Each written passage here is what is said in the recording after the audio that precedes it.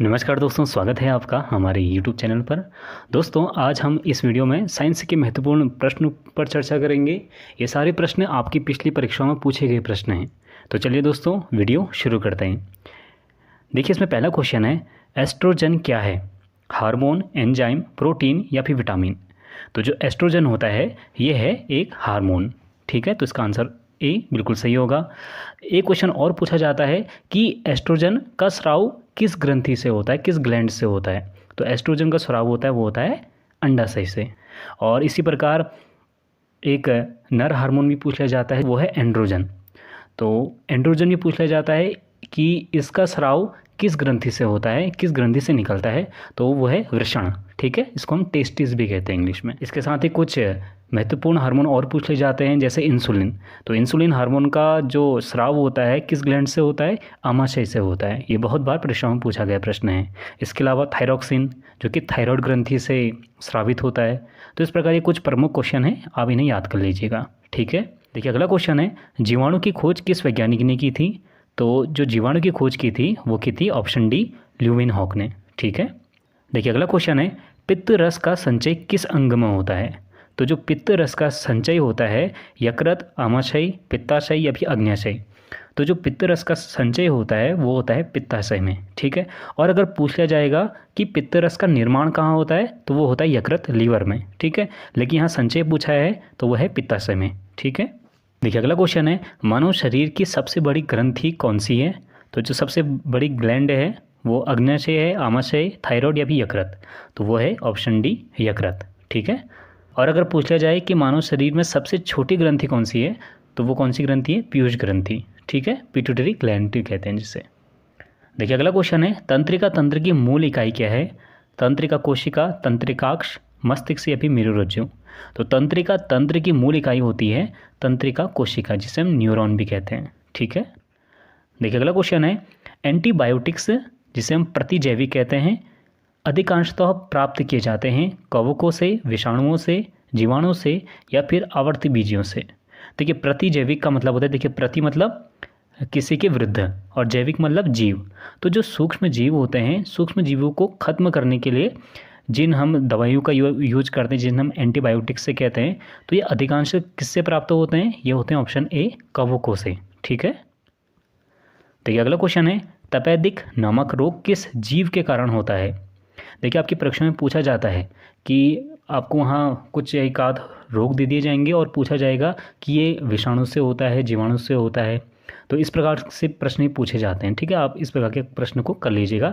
मैं अगली वीडियो में इस प्रकार की कोई एक वीडियो बना दूंगा। ठीक है, तो आप उसे देख लीजिएगा। तो यहाँ पूछा गया है कि तपेदिक नामक जो रोग है वो किस जीव के कारण होता है? तो इसका जो सही आंसर है वो है ऑप्शन बी, माइकोबैक्टीरियम। ठीक है, और अगर पूछ लिया जाए कि जो तपेदिक रोग है, मतलब कि इसे इंग्लिश में हम टीबी भी कहते हैं। ठीक है, तो टीबी किसके कारण होता है? विषाणु के कारण, जीवाणु के कारण या फिर कवक या शैवाल? तो इस प्रकार से अगर प्रश्न आ जाए तो ये होता है जीवाणु के कारण। ठीक है, इंग्लिश में हम जीवाणु को बैक्टीरिया कहते हैं। देखिए अगला क्वेश्चन है, अंतर्राष्ट्रीय योग दिवस कब मनाया जाता है? 21 जून, 21 मार्च, 22 अप्रैल या फिर 31 मई? तो इसका सही आंसर है ऑप्शन ए, 21 जून को। ठीक है, देखिए अगला क्वेश्चन है, जंतुओं और पादपों के वैज्ञानिक वर्गीकरण से संबंधित विज्ञान की शाखा कहलाती है पदानुक्रम, वर्गीकी, आकृति विज्ञान, आनुवंशिकी? तो इसका सही आंसर है ऑप्शन बी, वर्गीकी। ठीक है, देखिए वर्गीकी को इंग्लिश में हम टैक्सोनॉमी कहते हैं। ठीक है, और जो टैक्सोनॉमी का प्रतिपादन किया था, इसकी खोज की थी किसने की थी? कार्ल लिनियस ने की थी। ठीक है, किसने की थी? कार्ल लिनियस ने। देखिए अगला क्वेश्चन है, 5 जगत वर्गीकरण प्रणाली प्रस्तुत करने वाला वैज्ञानिक कौन था? तो कैरोलस लिनियस, हैकेल, कॉपलैंड या फिर आर.एच. व्हिटेकर? तो इसका सही आंसर है ऑप्शन डी, आर.एच. व्हिटेकर। ठीक है, तो ये 5 जगत कौन कौन से थे? तो ये थे एक मोनेरा, प्रोटिस्टा, फंजाई, प्लांटी और एनिमिलिया। ठीक है, देखिए अगला क्वेश्चन है, किस कोशिकांग को कोशिका की आत्महत्या की थैली कहा जाता है? बहुत बार परीक्षा में पूछा गया प्रश्न है। राइबोसोम, लाइसोसोम, न्यूक्लियोसोम या फिर गोल्जी काय? तो जिसका सही आंसर है वो है ऑप्शन बी, लाइसोसोम। ठीक है, देखिए अगला क्वेश्चन है, निम्नलिखित पदार्थ एवं उनके वर्ग का सही सुमेलित नहीं है। तो pepsin, carbohydrate, carotene vitamin, keratin protein और टेस्टोस्टेरोन हार्मोन। तो इसका जो ऑप्शन ए है पेप्सिन, देखिए यहाँ पर यही गलत है। जो पेप्सिन होता है ये एंजाइम होता है जो कि प्रोटीन के पाचन के लिए काम करता है, ठीक है। हमें कार्बोहाइड्रेट दिया गया है, ये गलत है। कैरोटीन विटामिन बिल्कुल सही है। कैरोटीन की कमी से होने वाला रोग कौन सा है, जिसे हम रतौंधी कहते हैं। विटामिन ए, ठीक है, तो कैरोटीन विटामिन ए से संबंधित है। केराटिन प्रोटीन, ये भी बिल्कुल सही है। और टेस्टोस्टेरोन, ये हार्मोन होता है, ये भी बिल्कुल सही है, ठीक है। देखिए अगला क्वेश्चन है, कोशिका में केंद्रक के अतिरिक्त अन्य किस कोशिकांग में डीएनए पाया जाता है? गोल्जी कॉय, लाइसोसोम, तारकाई या फिर माइटोकॉन्ड्रिया। तो इसका सही आंसर है ऑप्शन डी, माइटोकॉन्ड्रिया, ठीक है। माइटोकॉन्ड्रिया और केंद्रक में डीएनए पाया जाता है, ठीक है। अगला क्वेश्चन है, सबसे अधिक ऊर्जा प्रदान करता है प्रोटीन, कार्बोहाइड्रेट, खनिज लवण या फिर विटामिन? तो प्रोटीन, कार्बोहाइड्रेट का आपने बहुत बार नाम सुना होगा, लेकिन इसका सही जो आंसर है वो है खनिज लवण। खनिज लवण से हमें सबसे ज़्यादा ऊर्जा प्राप्त होती है, ठीक है। देखिए अगला क्वेश्चन है, मानव शरीर के किन कोशिकाओं में माइटोकॉन्ड्रिया नहीं पाया जाता? तो जो इसका सही आंसर है ऑप्शन सी, लाल रक्त कोशिकाएं, जो हमारी आरबीसी होती हैं, इनमें माइटोकॉन्ड्रिया नहीं पाया जाता, ठीक है। देखिए अगला क्वेश्चन है, विश्व का सर्वाधिक ऊंचा पौधा कौन सा है? तो सर्वाधिक ऊंचा जो पौधा है वो है यूकेलिप्टस का पेड़, ठीक है। देखिए अगला क्वेश्चन है, नर्सिंग दिवस कब मनाया जाता है? 2 जून, 23 मई, 12 मई या फिर 1 अप्रैल को? तो जो इसका सही आंसर है वो है ऑप्शन सी, 12 मई को।